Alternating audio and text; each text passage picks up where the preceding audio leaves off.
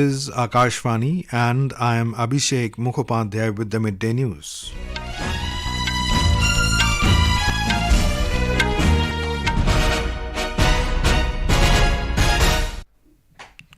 The headlines. Home Minister Amit Shah calls upon Indian industries to upscale their size and operations. President Droupadi Murmu confers National Service Scheme Awards 2021-22 at Rashtrapati Bhavan. Prime Minister Narendra Modi to launch Sankalp Saptaah, a week-long program for Aspirational Blocks tomorrow. World Heart Day been observed today to raise awareness on cardiovascular diseases and their prevention. At least 34 people killed and more than 100 injured in a blast in Balochistan province of Pakistan. And in Hangzhou Asian Games, Rohan Bopanna and Rutuja Bhosale enter mixed doubles tennis final, assuring the country at least silver. India bags 2 gold, 4 silver and a bronze medal today.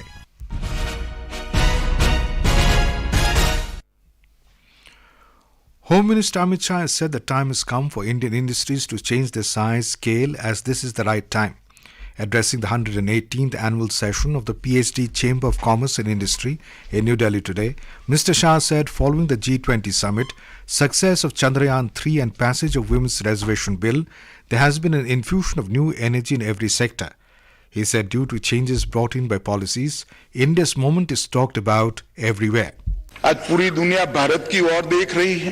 कई सारे initiative हमारे आज पूरे विश्व का मार्गदर्शन कर रहे हैं और ये 9 साल के अंदर मोदी जी ने हर क्षेत्र के अंदर भारत को बदलने का प्रयास किया है और भारत को बदलने में सफल भी रहे हैं। देश के अर्थतंत्र को भी ये 9 साल में एक नई दिशा देने का और मजबूती देने का काम भारत सरकार ने किया है। Mr. Shah said, in the 100th year of India's independence, we want a country that is ahead in all sectors. He said Make in India program was mocked earlier. Today, we are the dream destination in the production sector. 14 sector में PLI scheme ने make in India के स्वप्न को साकार करा है। आज पूरे विश्व के लिए उत्पादन के लिए भारत ल्यूक्रेटिव डेस्टिनेशन बना हुआ है। विश्व की सारी कंपनियां जो कोई भी देश छोड़कर कहीं जाना चाहती हो तो उसकी सबसे पहली प्रायोरिटी भारत है। वो हम सब के लिए बहुत सारे मौकों का निर्माण करती है। The Home Minister said in the next 10 years, India will be the best destination for students across the world. Mr. Shah added that democracy is very deep-rooted in the country and this has been the biggest achievement as a nation in the last 75 years. He said India has seen many changes in the last 9 years and these have been years of political stability and decisive policy. President Droupadi Murmu conferred National Service Scheme Awards 2021-22 at Rashtrapati Bhavan today. The award was given to 52 persons for their contributions in social services.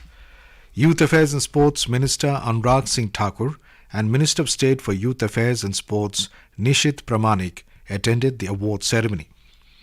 Youth Affairs and Sports Ministry confers National Service Scheme Award to recognize and reward outstanding contributions towards voluntary community service. NSS is a central sector scheme which was launched in the year 1969 with the primary objective to develop the personality and character of the student and youth through voluntary community service. The ideological orientation of the NSS is inspired by the ideals of Mahatma Gandhi. Prime Minister Narendra Modi will launch a unique week-long program for Aspirational Blocks in New Delhi tomorrow. The program has been named as Sankalp Saptaah.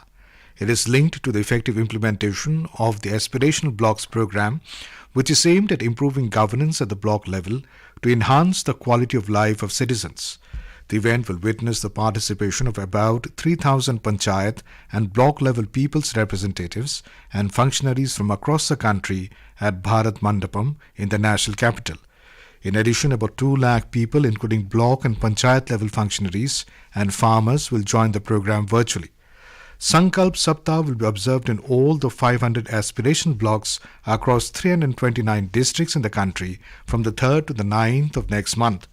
During the period, each day is dedicated to a specific development theme on which all aspirational blocks will work. The themes for the first 6 days include Sampurna Swasthya, Suposhit Parivar, Swachhata, Krishi, Siksha and Samriddhi Divas. The last day of the week will be a celebration of the work conducted during the entire week as Sankalp Saptaah Samavesh Samaro. A high-level team of the Election Commission is reaching Jaipur today to take stock of the preparations for the assembly elections in Rajasthan. The team will stay for 3 days. Chief Election Commissioner Rajiv Kumar, Election Commissioners Anup Chandra Pandey and Arun Goel, and top officials of the Commission will be in Jaipur till Sunday. Our correspondent reports that today the have recognized political parties. It will also meet with the nodal officers of state police, income tax, excise, transport, commercial tax and some more departments. Delhi government has announced the winter action plan to curb pollution level in the national capital. Briefing media in New Delhi today, Chief Minister Arvind Kejriwal said pollution level has declined 30% in the city in the last 8 years due to several initiatives taken by the government. Announcing the main features of 15-point winter action plan, Mr. Kejriwal said government has identified 13 high pollution level hotspots. He added that the government has made special action plans for each hotspot and a war room and 13 special teams have been made to keep pollution level down in these hotspots. He said biodecomposer will be utilized in the 5,000 acres to curb the practice of stubble burning. Mr. Kejriwal informed special teams have been constituted to keep a vigil on the construction sites and 385 teams will check vehicles, age and pollution certificate of vehicles.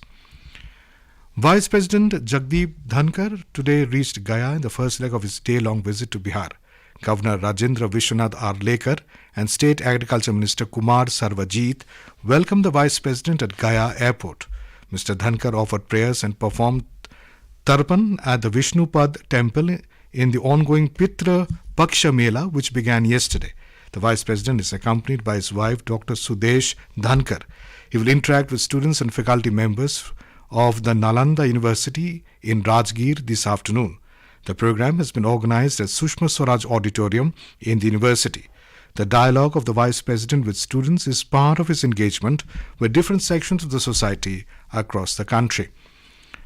This is Akashvani giving you the news. For quick news updates around the clock, follow us on our Twitter handle at AIR News Alerts. आइए स्वच्छता पखवाड़े में 1 अक्टूबर को एकजुट होकर 1 घंटे के लिए सुबह 10 बजे श्रमदान कर पूज्य महात्मा गांधी जी को स्वच्छ भारत की स्वच्छांजलि दें। स्वच्छता कार्यक्रम की अधिक जानकारी के लिए स्वच्छताहीसेवा.com पर जाएं।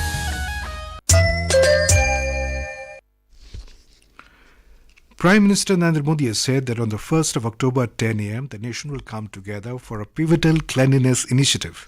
In a social media post, he said a Swachh Bharat is a shared responsibility and every effort counts. He called upon everyone to join this noble endeavor to usher in a cleaner future. The Prime Minister also congratulated Uttar Pradesh on achieving a major milestone of 100% villages attaining ODF plus status under Swachh Bharat Mission Grameen Phase 2. Mr. Modi said just before Mahatma Gandhi's birth anniversary, this unprecedented achievement of Uttar Pradesh will inspire the entire country. The Madras High Court dismissed the plea for a further appeal in the Vachathi case and pronounced a final verdict today. The court upheld the judgment by the Dharmapuri District Sessions Court and ordered a compensation amount of 10 lakh rupees to 18 women who were raped in Vachathi village in Dharmapuri district on June 20, 1992.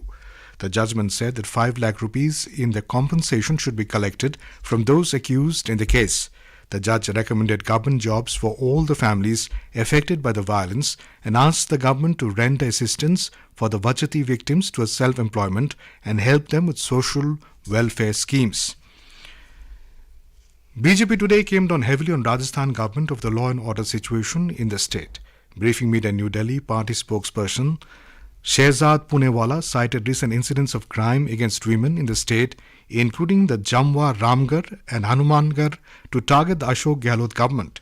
He alleged that Rajasthan under Congress rule leads in crime against women in the state has failed to take action in such cases. He said the Chief Minister dismisses rape cases by calling them fake.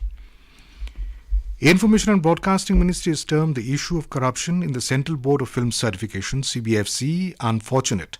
The corruption matter was raised by actor Vishal. In a social media post, the ministry stressed that the government has zero tolerance for corruption and strictest action will be taken against anyone found involved. In Pakistan, at least 34 people were killed and more than 100 injured in a blast in Balochistan province today. A deputy superintendent of police is also among those killed in the blast. The heavy explosion took place near a mosque in Balochistan's Mastang district, where people were gathering to mark the birth anniversary of Prophet Muhammad. The injured people have been shifted to nearby hospitals and some of them are in a critical condition. No one has claimed responsibility for the blast. This was the second major blast in the Mastang district this month.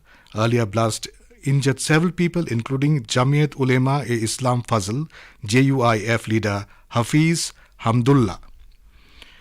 External Affairs Minister Dr. S. Jaishankar met U.S. Secretary of State Antony Blinken at the State Department in Washington. In a social media post, Dr. Jaishankar said a wide-ranging discussion took place following up on Prime Minister Narendra Modi's June visit to the U.S. They also exchanged notes on global developments. Both sides laid the groundwork of India-US 2+2 meeting, which will be happening very soon. Dr. Jaishankar began his Washington, D.C. visit with a meeting with U.S. National Security Advisor Jake Sullivan. They recognized the tremendous progress in the India-US bilateral relationship this year and discussed taking it forward. The External Affairs Minister also had a conversation with think tanks in Washington, D.C. and met U.S. State Representative Catherine Tai. Today is World Heart Day. The day is observed every year on this day to raise public awareness about cardiovascular diseases, their prevention and the global impact.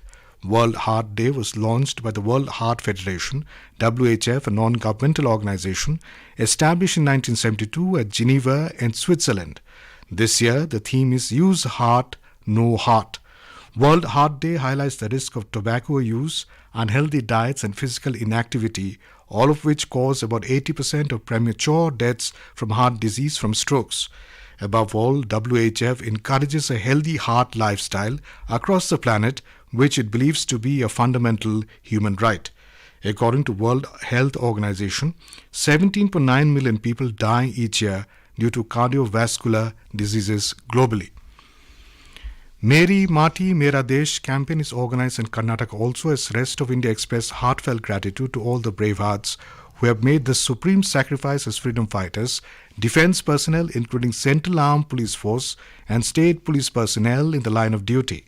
As part of the campaign, Nehru Yuva Kendra and NSS volunteers and panchayats are collecting the soil in a kalash. India has won a total of 32 medals in the Asian Games 2023 held at Hangzhou, China.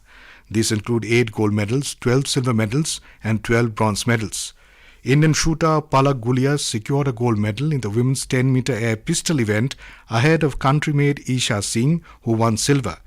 Beginning its medal streak on the 6th day this morning, India won a gold and a silver in shooting. The gold came in the men's rifle 3P team event featuring the trio of Aishwarya Pratap Singh Tomar, Swapnil Kusale and Akhil Shoran. Earlier, Isha Singh, Palak and Divya grabbed a silver medal in the women's 10-meter air pistol team event. In tennis mixed doubles pair, Rutuja, Bhosale and Rohan Bopanna proceeded to the finals and also assured a silver after 2-1 victory over the Chinese Taipei in the semi-final, while the India's tennis duo of Ramkumar Ramanathan and Saket Maineni in the men's doubles category lost to Chinese Taipei and settled for the silver medal. Indian women's squash team bagged a bronze after losing 1-2 to Hong Kong, China. In the women's table tennis, Manika Batra advanced to the quarterfinals with a 4-2 win over Sutasini of Thailand. And now, before we end the bulletin, the headlines once again. Home Minister Amit Shah calls upon Indian industries to upscale their science and operations. President Droupadi Murmu confers National Service Scheme Awards 2021-22 at Rashtrapati Bhavan. Prime Minister Narendra Modi to launch Sankalp Saptaah, a week-long program for Aspirational Blocks tomorrow. At least 34 people killed and more than 100 injured in a blast in Balochistan province of Pakistan. World Heart Day been observed today to raise awareness on cardiovascular diseases and the prevention. And in Hangzhou Asian Games, Rohan Bopanna and Rutuja Bhosale enter mixed doubles tennis final, assuring the country at least silver. India bags 2 gold, 4 silver and a bronze medal today. And with that, we end the midday news.